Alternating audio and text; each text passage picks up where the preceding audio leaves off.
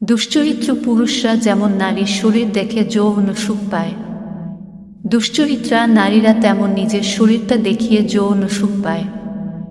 Give and take. নারী ও পুরুষ বিপরীতধর্মী সৃষ্টি, তাদের জৈবিক চাহিদাও বিপরীতধর্মী, অনেকটা খাদ্য আর খাদকের মতো।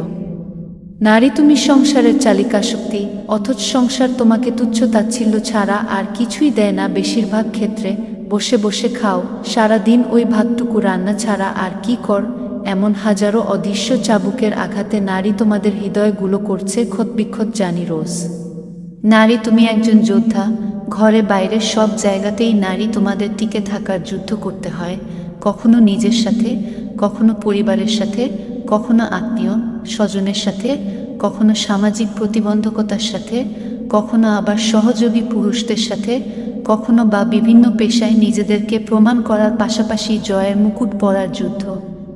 নারী তুমি হচ্ছ প্রতিনিয়ত ঘরে বাইরে নিজেকে প্রমাণ করার পরীক্ষার্থী, যার পরীক্ষার নির্ধারিত সময়, তারিখ কিংবা বছর নেই। জন্ম থেকে মৃত্যু পর্যন্ত নারী তোমাকে শুধু পরীক্ষাই দিয়ে যেতে হয়। তোমার উচ্চতর ডিগ্রিগুলো তোমাকে পরীক্ষক তৈরি করলেও জীবন সংসার নামের পরীক্ষায় তুমি সর্বদা পরীক্ষার্থীই রয়ে যাবে। নারী তুমি মায়া মমতায় বেঁধে রাখো সংসার।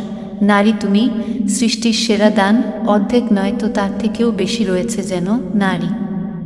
তোমাদের অবদান তবুও আমরা কথায় কথায় ছাড়ি না করতে তুচ্ছতাচ্ছিল। এই তো হলো সংসার নামক খেলার বিষাদের বিষাক্ত চিহ্ন।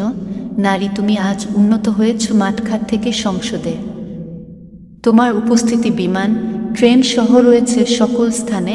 কেউ দেয়নি কখনো তোমায় এক বিন্দু জায়গা ছেড়ে। তবে কেন তুমি রবে নারী নিজেকে ছোট মনে করে? ৩৬৫ দিনের মধ্যে একটি দিন আমরা নারী তোমার মহিমায় গর্জে উঠি। বাকি দিনগুলো ভুলেই যাই তোমাদের অবদানগুলি। অপরাধ মোদের ক্ষমা করো জানি, প্রতিদিন নিজ গুণে। তাই তো কবি সাহিত্যক উপমায় তোমায় মায়াবতী বলেছে, যার কোনো পুংলিঙ্গ নেই ধরণীতে।